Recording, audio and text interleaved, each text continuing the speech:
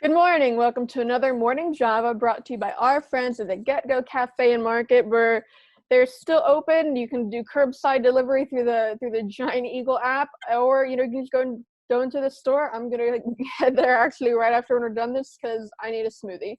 But yes, big news. We're recording this Monday, the Penguins' first practice in the bubble, and I guess the biggest news is that Crosby was a full participant in practice. When he, after the last scrimmage where he missed on Saturday, he was not sure whether he would practice today and Monday, but it seems from what we heard that probably good to go Tuesday. Dave, what do you think? I don't know whether he's good to go in the exhibition game, and I mean that literally. I don't know. I'm not going to suggest that he isn't. But Mike Sullivan was predictably evasive when he was asked about that after the practice, saying that a decision on whether to use Crosby against the Flyers will be made on Tuesday. I suspect that the coaching staff has already decided whether he's healthy enough that playing him wouldn't pose any sort of risk of a potential setback. If there is even a slight chance of that, I have to believe they'll hold him out. Certainly what you saw of him during training camp, he looked like he's in pretty good form and doesn't necessarily need an exhibition game to hone his skills. It would be nice if he could get a game in with Sherry and Gensel and other members of the number one power play, but I don't think it's imperative. I think it's much more important that they have him healthy for game one against Montreal on Saturday. Yeah, I mean he didn't participate in that last scrimmage, but he was practicing hard even when he was on his own. We weren't allowed to see him on the other rink when he was skating at the Lemieux complex on the second rink, but I mean he would be over there for an hour, and I mean skating so hard that you could hear him, you could hear the skates cut the ice, and I mean that because he practiced Friday there too, and I mean he was over there for at least a half an hour, 45 minutes, and then was a full participant practice Friday, full participant today. And I mean, he said Saturday he would have liked to have gotten in those game situations, but he really didn't feel like he missed out on a ton because he was skating so hard in those individual skates, and he was there from the very beginning of the voluntary informal skates. So when you're skating for a month, and he was skating with Sherry and Gensel for a long time in those skates. So yeah, I don't think he has to play against the Flyers, although I do think it will be more intense than a normal exhibition game, which could be helpful, but I don't think he would have missed out on too much if he doesn't. Well, depending on the nature of his issue, which of course we haven't been told, keeping him, I agree that Tuesday figures to be a little more intense than your normal exhibition game. Not necessarily because it's the Flyers, but because it's the only tune-up these teams will have before the real games start. So, if his problem is anything that could be exacerbated by contact, it certainly would make sense to err on the side of caution. But if he's able to go, let him go. All right, so before the Penguins went into the bubble, they made their final cuts of training camp. So they came into training camp with 34 players. They had to get down to 31 to go into the bubble. That's the max set by the NHL. And they cut Alex Dorio. He was the goalie, so they're only taking 4 goalies. And then Sam Poulin and Sam Miletic were the forwards they cut. And I know, Dave, you said you were a little surprised by that. So, well, I mean, not completely, and Miletic being cut wasn't a surprise, but I thought he acquitted himself fairly well in this camp. If nothing else, could set himself up for the future. Poulin, I thought all along that the determination whether to keep him on the roster for the playoffs would hinge on a few things other than his training camp performance. I thought it was possible that management might want to expose him to the atmosphere of a Stanley Cup playoff, just let him get a firsthand look at the intensity that's involved and kind of get him acclimated to that. And also I thought that if they got themselves in a desperate situation where they needed a guy to possibly come in and give an offensive spark, that he might be better cast in that role than a guy who might be more versatile with some pro experience, but could be a wild card, which I thought Poulin could be. There was certainly no guarantee that he would be able to handle that role successfully, but I think that he, would have had a shot. You could have justified keeping him on the 31-man roster for those reasons.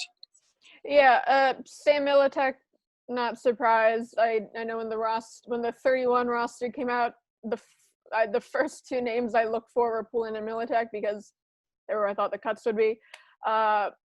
Poulin, I kind of like if they get to a situation where they would need him, they're not going to be in good standings anyway, because you figure Rodriguez, Lafferty, maybe Adam Johnson would come in ahead of him just based on the camps they had and the chemistry they already have with the players on the roster, maybe Angelo too.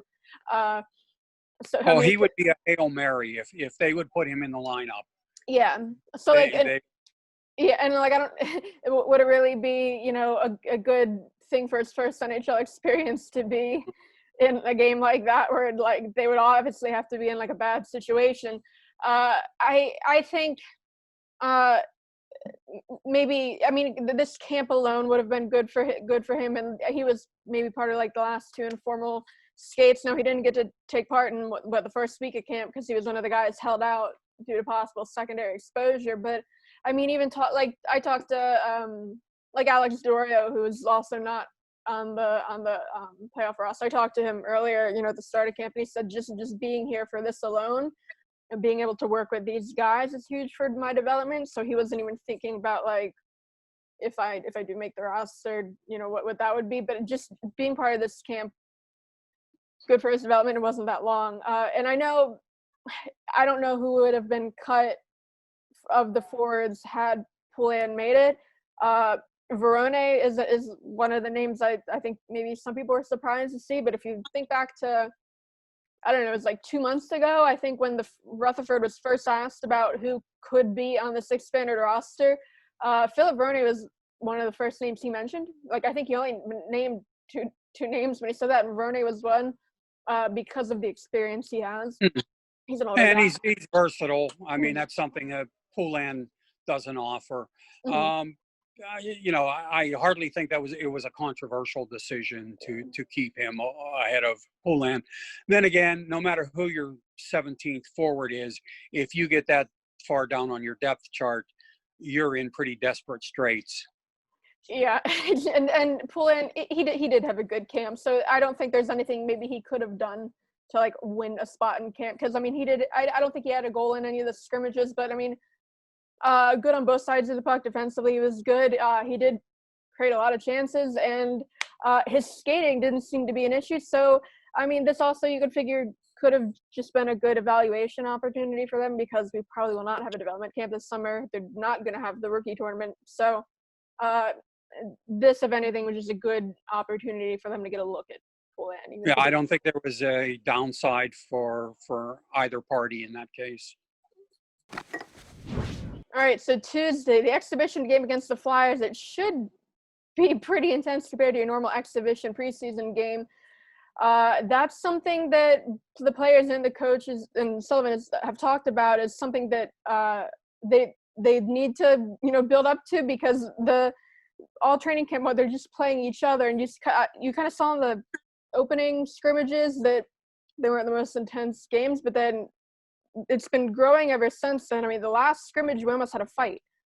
And that just, I think, it shows how ready they are to get real games going and how much energy they have. And I think we're going to see that Tuesday.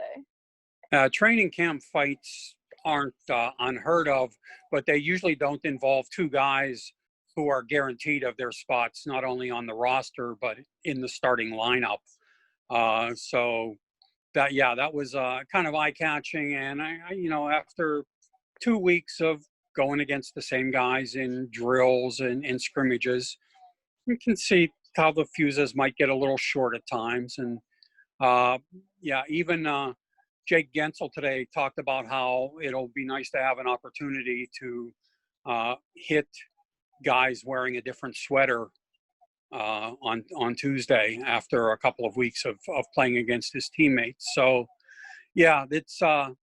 it'll be Tuesday will give a lot of guys, I think, a good chance to vent and refocus before the start of the Montreal series.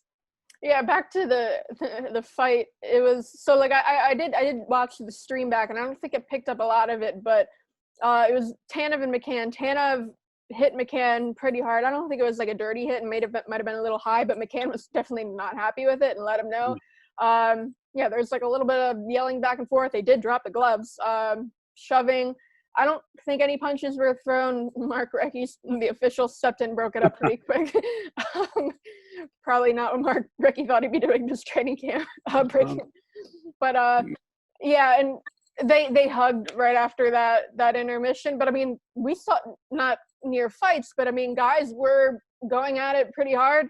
And the next period, there was a moment. Ricola hit Bluger pretty hard flat, and Bluger got up and cross-checked him so hard, like there's like a big wind-up, broke his stick over Ricola's shoulder. So I think these guys are ready to have actual games, because I mean, even that, they aren't going 100% against their own teammates. I know the Penguins posted a video, I think it was Gensel or Letang mic'd up, where there's a moment where Letang kind of left himself open right behind the net, and Gensel could have hit him and really laid off, and Gensel let him know after, like, hey, I could have like ended you right there. So yeah, that's something, if they're simulating game-like situations, there's only so much they can do in camp, because they're not going to be hitting their own teammates 100%. But yeah, going against, especially a team like the Flyers, I don't think the rivalry will be a big part of it, but it is the Flyers. Although the Flyers aren't really the Flyers anymore. Right. They're certainly not, this is not a typical Philadelphia team by any stretch. It's still a great rivalry, arguably the Penguins' most intense rivalry. But I don't think you have to worry about having half your team medevaced back to Hotel X after the game the way you might have in some other years if you played the Flyers. So I'm sure that Philadelphia will be equally intense, looking to get ready for the round robin that it will be participating in. Play, I'm sure, will be a little ragged. These guys haven't been in a real game since around mid-March. So there's sure to be some rust that you're not going to scrape off during scrimmages. But I think it could be pretty focused, pretty energetic, and pretty entertaining. Yeah, and if you look at the matchups for these other exhibition games, I think a rivalry is what the NHL was going for, because, the Leafs are playing the Canadiens, the two Florida teams are playing each other. It's if Rangers, I believe. Yeah, so. And I think the Battle of Alberta, are they playing each other? I'm pretty sure. If there's Rangers, if there's a rivalry, they are playing against each other. So I think, because this is really the only tune-up they have before games get started August 1st, I think maybe the NHL did try to give them that, like, something to play for, because this is the only way they're gonna build up to that energy before. I wonder if it's also an attempt to ratchet up the TV ratings a little bit. Your Rangers and Islanders fans will probably be more inclined to tune in for that than they would be if their club was playing the Panthers or the Hurricanes.